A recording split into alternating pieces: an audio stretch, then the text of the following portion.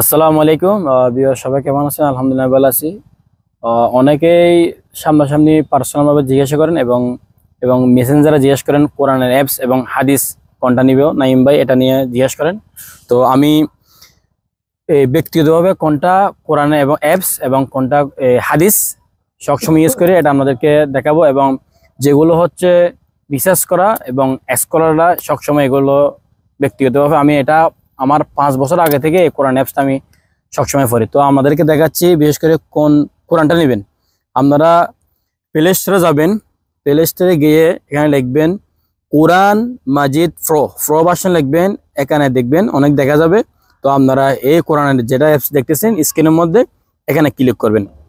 এখানে ক্লিক করার পর ডাউনলোড করবেন, করে ইনস্টল করার পর এখানে লেখা আসবে সেটিংয়ে গিয়ে বাংলা অপশনে যাবেন।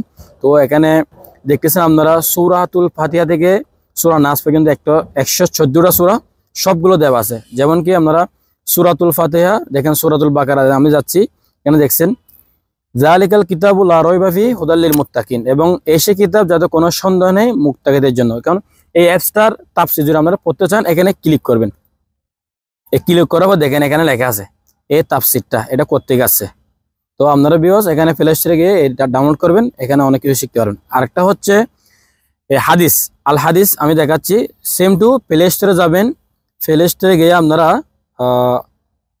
আল হাদিস ALHADITH আল হাদিস সার্চ করবেন।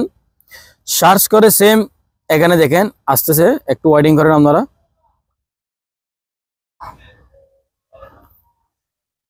এখানে আসার পর দেখতেছেন বুখারী শরীফ, মুসলিম শরীফ, আবু দাউদ শরীফ, বড় বড় যেগুলো হাদিস আছে সবকিছু এখানে দেখা যাচ্ছে। এখানে দেখা যাচ্ছে সহিহ বুখারী, মুসলিম, সুনান আন-নাসাই, আবু দাউদ। এখানে সুবিধাটা কোনটা আমি বলি, আপনারা কোন একটা ফেসবুকে কোন একটা হাদিস দিয়ে দিছে, মানুষ লিখে দিয়েছে বুখারী শরীফ, মুসলিম শরীফ, এখন আপনাদের সন্দেহ লাগতেছে।